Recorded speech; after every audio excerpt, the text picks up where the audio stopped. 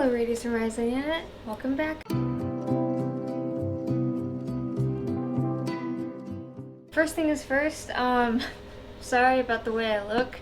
I just got off work. I'm tired. I'm sore.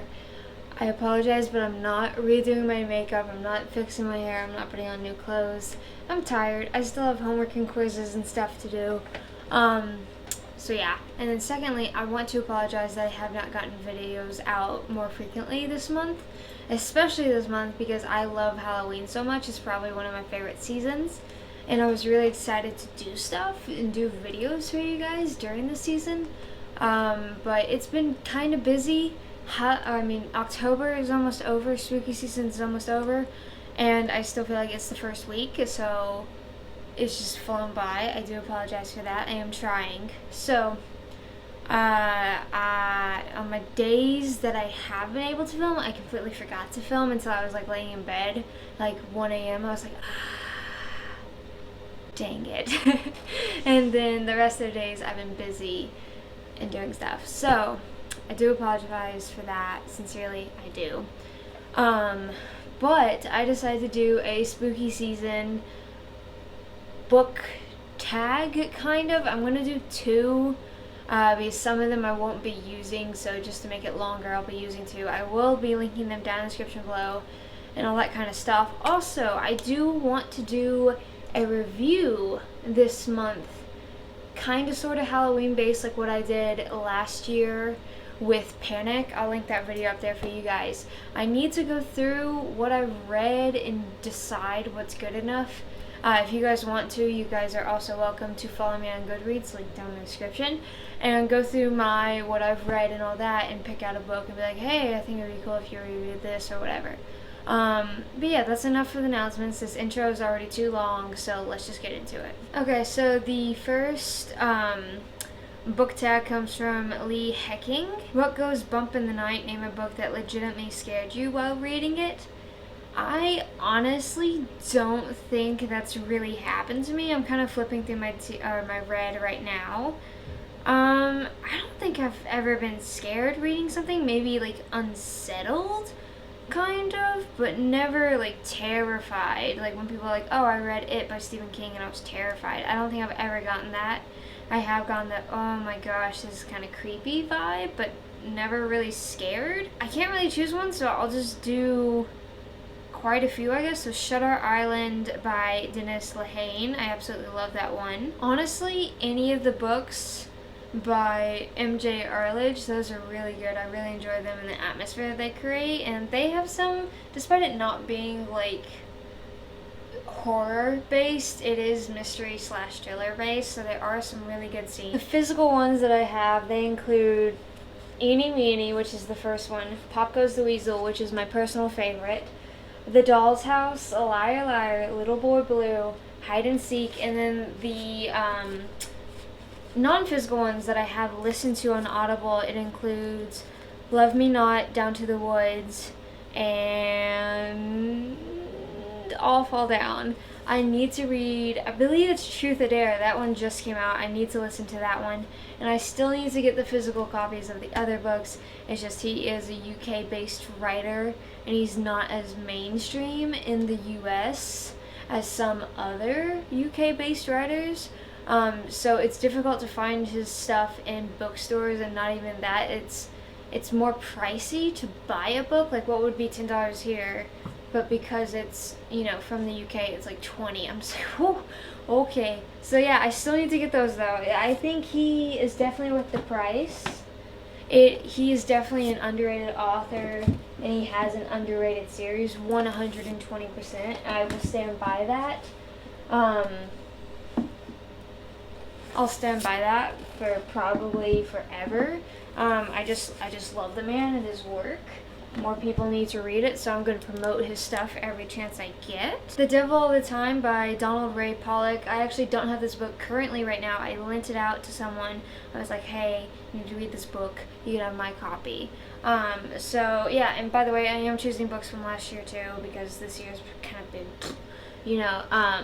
but like that one I really loved. It's basically just taking the worst and the scummiest humans alive and just throwing them in one book and it's just beautiful. Like everything that could, should, and would put you in jail happens in his book, and it happens like in the most like grotesque way possible, and you're just like, oh my goodness, there are actually humans that do this. This is disgusting.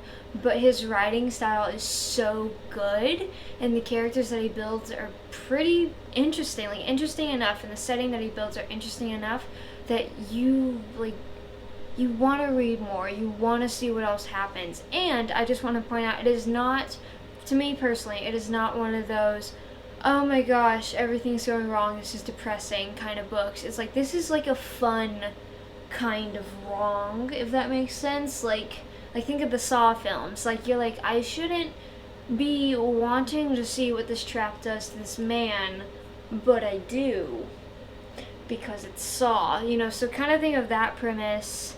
I honestly think that that's about it. Nothing else has really scared me or left that big of an impact. So, Black Cats and Magic Mirrors, a book you love that is laced with superstition and or magic. This one is actually new. I'm not going to go too into depth into it because I haven't done a wrap-up, but Dr. Jekyll and Mr. Hyde. Oh my goodness, that book is so good. It's so good. Oh my goodness, as well as his other short stories.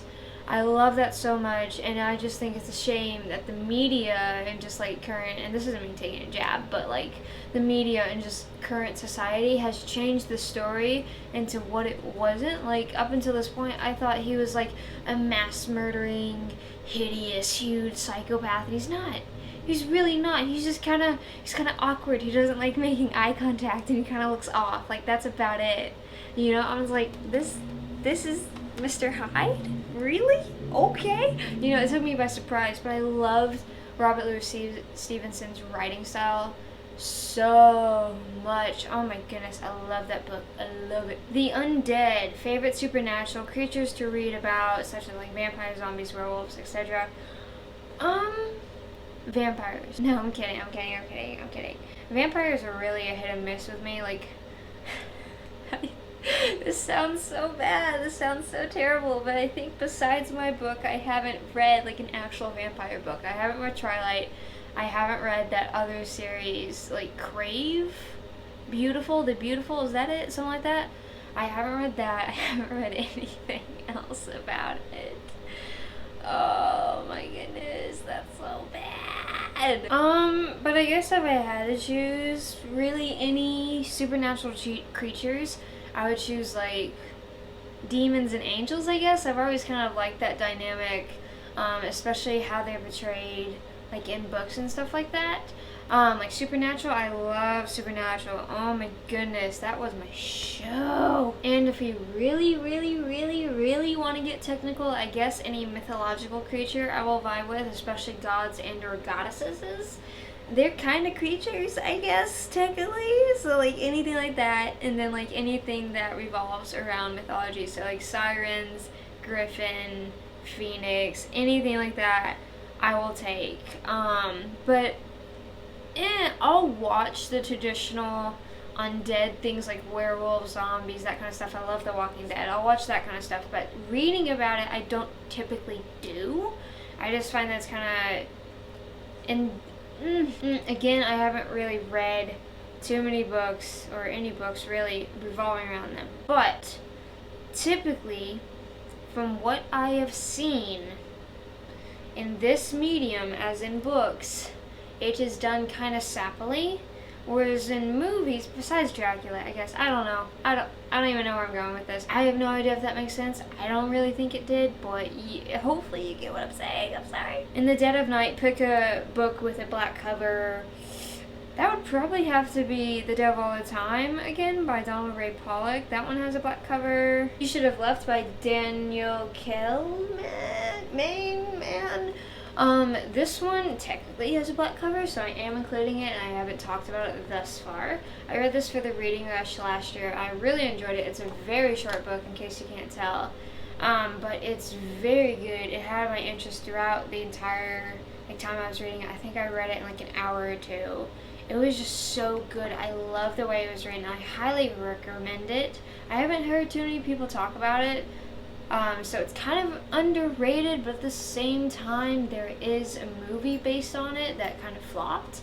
So I don't know, but more people need to read this. Okay, so that is the end of the first book tag, and now I'm moving on to A Book and a Cup of Coffee by... I'm too lazy to really scroll through this, but I will link it down in the description below for you guys. What is your favorite type of horror? You know, like gore, psychological thriller, etc. This is a tough one because I pretty much like all kinds of horror. Like, I'll go for the cheesy horror, like Friday the 13th. I'll go for creative horror, like A Nightmare on Elm Street. And then I'll go for gore, like in the Saw movies, as well as like psychological horror, such as The Shining and or Bates Motel, you know? So I guess I really don't have a favorite. I appreciate when basically just any movie and or book revolving around those are done well. If I had to choose one to read though and watch, the ones that I really don't see that much and I want to see more of, it would be body horror. And what I mean by that is like the human centipede, like that kind of stuff, like things that shouldn't happen to the human body happening to the human body. I recently watched the movie. It's called The Fly. It stars Jeff Goldblum. It's about this guy who slowly begins to mutate into a fly, and the special effects that they use are so well done, and you really start to feel for this character. And like, you know, his teeth fall out, his nails fall out. It's just great body horror without being too over the top. My dog has decided to join us. But yeah, just that kind of horror, because I think that leads to some of the most creative imagery that I've ever seen and or read. This book I didn't particularly like, but it had body horror in it. It was called Tender Was the Flesh by Agustina Bastorica, and it's essentially just like the meat of cows and stuff is poisonous, so they have to specifically breed humans for that meat. So like just the idea and the premise of it was so good. The execution wasn't my favorite. I like the ending though, so if that says anything, I guess good. So yeah, just kind of that stuff.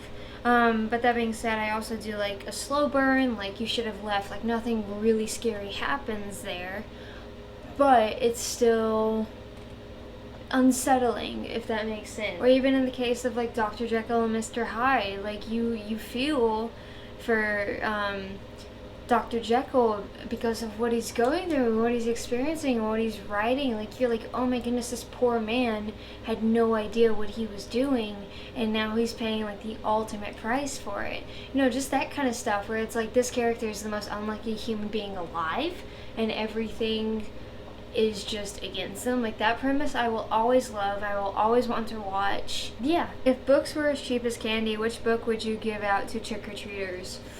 Ooh. I'm not gonna base this one off of like if kids could handle it or not, because I personally don't enjoy the presence of children. So I'm just gonna give them any book, really. Ooh, that's a tough one. I guess it would be multiple, maybe? I don't know. I think everyone needs to read The Devil All the Time. I think everyone needs to read Dr. Jekyll and Mr. Hyde, just because it is so different from what culture has made us think it is. Like, it completely like blew my mind. And then I lended the book out to somebody else, and he was like, I had no idea the original work was like this. What is this? I was like, I know. So yeah, those books, and any M.J. Arledge book, any of his books, specifically Pop Goes the Weasel. Love that book. It has my heart. I kind of want to reread it.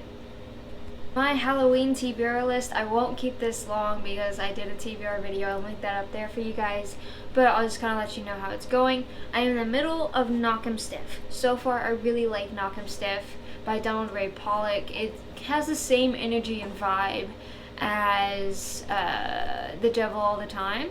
I just haven't really found the time to read it, but I think tonight I'll be able to, so that's good. I have started The Butterfly Garden on Audible. I really enjoy it. I'm not going to go too into depth about anything there because it's going to be more so in my wrap-up, but I really enjoy the main girl that it's following and how she reacts to certain situations. And then still to read that I have not even touched yet is A Deadly Education, The Damnation Game, and Dracula. So I got a lot to get through, and that is it. I have no idea how long this lasted, so if it's really short, I apologize. If it's really long, I apologize. But at this point, I just want to get out a video to you guys, but I also don't want to like not care about the video. So yes, and if you have any questions you want to ask me down in the comments, or any book tags you want to ask me, feel free to do so. I read all the comments. I'll be sure to respond. It really means a lot to me when you guys do that. I have fun with it. So thank you. And then also, if you have any ideas about which book you want me to review, Halloween kinda, maybe. It doesn't have to be Halloween based or spooky season based. Just let me know down in the comments as well, and I will get on to that. But yes, I have a lot of reading to do, a lot of catching up to do, a lot of homework to do, and that's about it. That's my life. Thank you as always for watching. Don't forget to like, share, comment, and subscribe. And it means the world to me if you follow me on all my other social media, such as Instagram, Facebook, and my reading platforms. Those will be down in the description below like always, and I will see you in the next video. Bye!